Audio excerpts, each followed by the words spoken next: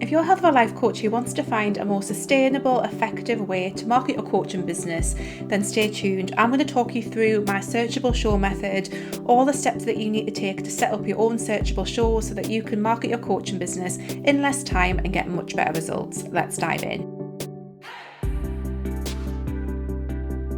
Hi there, welcome to the Wholehearted Business Show. I'm Laura. I help heart-centered and highly sensitive health and life coaches get more clients, grow their businesses and live the best lives while they do it. And today on the show, we're talking all about my Searchable Show method and the step-by-step process that you would need to take to set up your own Searchable Show. So before we get into that, what am I talking about when I'm talking about a Searchable Show? So the last couple of episodes of the show, we've been talking about why social media is not working for coaches in terms of marketing our coaching businesses, and I've shared how I do things differently in my business, how I market my coaching business with one piece of content a week and what that looks like in terms of time. We've also talked about why social media, even if it was working, why it might not be the best place for us if we are highly sensitive and heart-centered, and we've talked about why creating content in a different way can just suit us so much better as a highly sensitive and heart-centered coach. Before we dive into this, I do have a course that is available that teaches all of this in immense detail with all of the strategy and all of the stuff that you need to know in getting this done. That is the Searchable Show method. Currently we have 30% off and you get a bonus one-to-one call with me. So please do check out the link in the description to come and join, because it is an awesome program and it will teach you all of this in a step-by-step framework, all the strategy that you need to know to make this work. So what exactly is a Searchable Show? This is where we are creating content in a show format, and the reason that is important is because it gives people something to look forward to, something for people to consume really quickly, kind of like binge watch almost. It gives people some consistency, which builds trust. So that's the kind of show element. And then the searchable element is that we are creating content and sharing it on platforms that are primarily driven through search. So we're talking about YouTube, blogging, Pinterest, podcasting to an extent has a search element to it as well, and so on. And that is the premise of the Searchable Show. The reason why it works so much better than just doing social media is that when we create content for these platforms, it has much more longevity than the content that you create and share on social media. Because we are sharing content in a long form format, it often feels much more satisfying to be able to create, because we can share more nuance. People are going to connect with us a little bit more. And often the experience that people have on social media versus the experience that they have on platforms like YouTube, for example, is just completely different. And you tend to attract a different kind of person on these platforms versus if you are creating solely on social media. You can use this process to support your content creation on social media if you still wish to do social media. There's nothing wrong. I'm not anti-social media. I'm just anti-doing things that don't feel good to you as a coach. That's what I'm kind of against. So this is about doing something that feels good to you. And what a lot of people who use this method find is that they are more consistent, they attract more clients, they are building their business, they're growing their email lists with a lot more ease than they find on social media, because we're playing in a different playground. It's a different game that we play with this than if we are trying to do social media. So that is a Searchable Show in a nutshell. So what do we need to do to set up a Searchable Show if we have not got one at the moment? What are the step-by-step process that we need to take? The first thing that we need to decide is what is the primary piece of content that we're going to create. So I create a video. That's what I see as my primary piece of content, but you might create a blog post and then create a video from that. You do not have to do video if you don't want to. I will say, if you are not comfortable yet on video, the video element is optional. You can just do the audio. You can even just start with a blog. That's fine. You're not going to get the same level of results, but it's absolutely fine to just start with a blog. So step one is decide what form of content you want to create initially. Like, what's your core first piece of content? What's the first thing that you're going to do when you are getting ready to create your show? That's the first thing. And it tends to be either written, a video, or potentially an audio if you're not ready for video yet. But one of those, more often than not, it's a video or it's written, because we either just do notes and then do the video, or we write a full blog post and then record the video off the back of the blog post. And then we will look at picking your platforms. Now, there's quite a few different platforms that you can explore with this method. Again, YouTube is a big one for video, and I would say is the natural one. Your podcasting platforms, if you're going to have a podcast, you're going to share that through the aggregation, like the RSS feed, on lots of different podcast platforms. That's kind of done and dusted and sorted for you. Pinterest is an option as well. Now, Pinterest is an interesting one. It has changed a lot over the last few years, and it is a lot less effective than it used to be. But for me, it's a bit of a no-brainer to share content that you create over there, because Again, it is a massive search engine and you never know who's going to find you, especially when your content is health and life and, all of that kind of stuff that you'll be creating wired, because we know we're talking about lots of different niches and stuff on Pinterest. So Pinterest can be a great platform for certain niches, and especially if you're a health or life coach, it can work really, really well, but it doesn't work quite as well as it used to. So there's Pinterest as well. There's also your blog.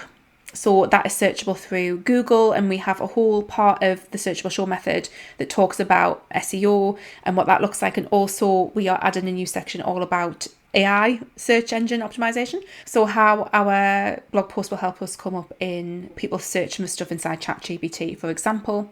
You also have platforms like Substack to explore. Now, Substack can be an all-in-one version of the Searchable Show, but I feel that there are some issues with doing it that way that make it not as effective, but Substack can be part of the mix of platforms. Also, Medium can also be another form of this, another platform that you can use.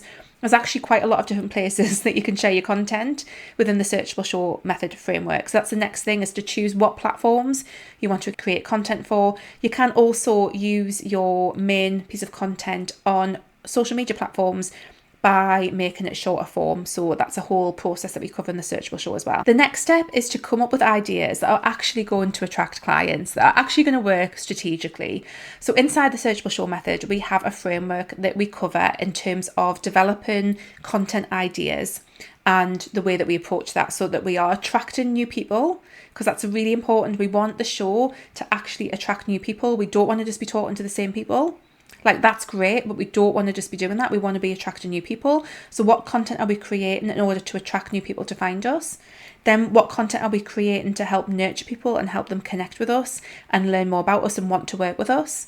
And then what kind of content are we creating to actually sell the stuff that we have? And having that framework in place means that you are always doing what you need to do to make your coaching business work. Because without that piece, without that strategic piece, without that understanding of what it is that you're doing behind coming up with ideas, because it's not just the case of going on ChatGPT and asking for some content ideas. There needs to be that underlying strategy that you would then, if you did want to use AI to help with ideas, which is fine, you need to have that underlying strategy so that you can go to AI and ask the right questions, because that's one of the problems. That's where people get stuck. And as I've said on the last couple of episodes, this is not the same as you being a content creator or an influencer.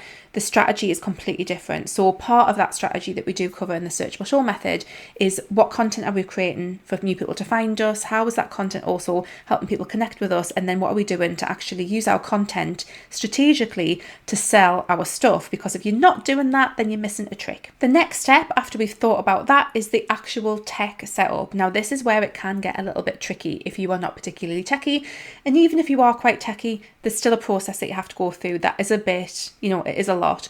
Obviously, in the Searchable Show method, we cover all of the steps that you need to take with tutorials in terms of setting up the tech side of it. But just to give you a flavour of what that looks like, you will need to set up your YouTube channel if you don't already have one. I mean, that's fairly straightforward. You will need to set up your podcast host and get your podcast listed in all the different podcast directories.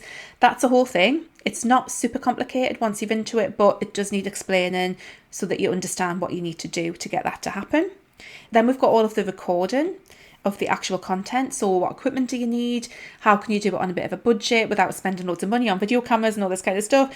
What I will say that a lot of people struggle with this is perfectionism and feeling like the content that they create has to be like exceptional quality, and that really kept me stuck for a long time. I really felt like, if the sound quality wasn't perfect, if my kind of background wasn't massively aesthetic or whatever, that it wasn't good enough. But honestly, that is keeping you stuck. But, you do obviously need to know what tech you need to use to record, but it is a lot less of a faff than you probably think it's going to be. So we need to understand what we need to do to record the content and create it. And then there's the editing of the content, because that is a whole thing to understand and learn tech-wise. So how do we edit our content, and how do we make that process really quick and easy? Because we haven't got time to sit and edit videos that take forever. So what does that look like? And then we've got what we do in terms of the tech, in terms of scheduling stuff, uploading stuff, being able to chop up some of our longer form content into different pieces. We've got all of the tech that comes along with that. So we've got quite a lot of tech and equipment that we need to get in place and get set up to get things working, as well as the strategic understanding that underpins it all. There's all of this tech that needs to be done at the start. And the way that I tend to see the Searchable Show is that you've got the project at the start, which is getting it going and getting it set up. And then you've got the ongoingness of it once you've got it all set up and you're up and running. And it's just two separate parts, and that makes it easier to get your head around, is that you've got the setup and then you've got the actual running once it's up and running. So see it as two separate things rather than one massive big thing.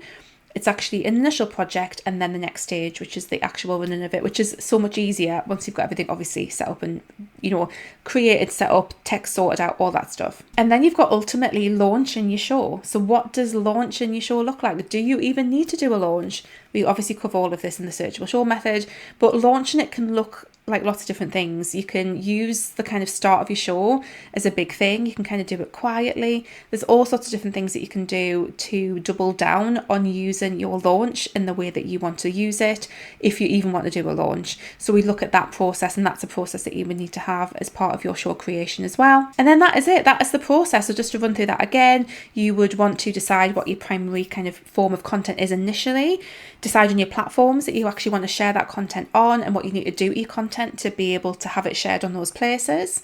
You want to be thinking very, very strategically about the content that you are going to create. And again, we've got a whole train and a whole strategy on the kind of content that you should be creating for your show and what you need to do to create those ideas and develop that. Then you've got actually the tech setup of the show itself. So setting up the podcast, getting your equipment sorted out, setting up your channels, all of that stuff, kind of editing everything, understanding what it means to edit something as well, getting all of that piece put in place. Then you've got the actual launch once you are creating the content, once you've got some stuff there, how many shows should you have in advance before you actually launch? All of those kind of questions we cover in the Searchable Show method too. And then the actual launch itself. And once you've launched, it's all about how do you build a consistent habit with your show.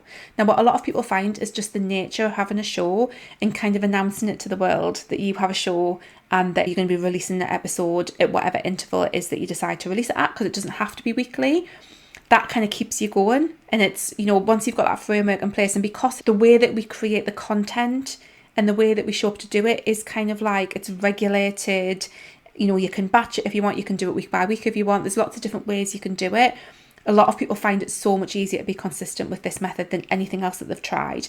So it works really, really well for supporting you to be consistent, even if it's something that you've traditionally struggled with. So we've got that consistency going there. Also, you can build in things like seasons, you can build in breaks, you can build in all these other things that make it work for your life, not just for your business. So this is not about you come rain or shine, you will be sharing an episode of your show.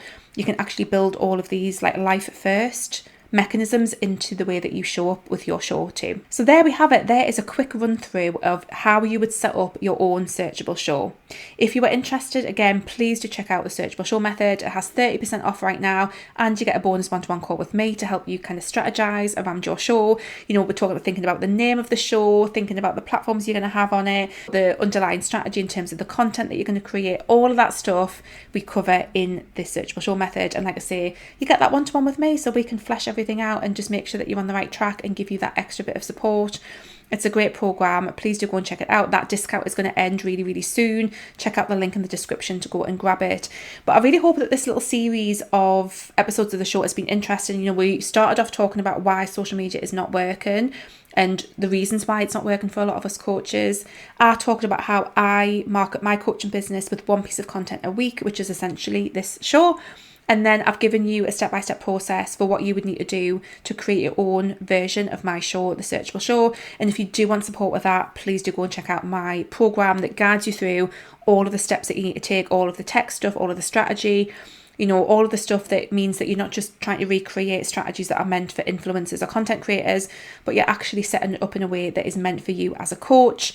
All of that is covered in the Searchable Show method, which, like I say, has 30% off right now and a bonus one-to-one call. So do go and check that out and sign up now. Okay, guys, I hope that's been so helpful. I would love to know if this has tempted you to change the way that you market your business. Please let me know in the comments if you're watching on YouTube what your thoughts are on this method. And if you are listening on the podcast, please pop me a DM. I'm at Wholeheartedly Laura, and I will happily respond if you've got any questions on there as well.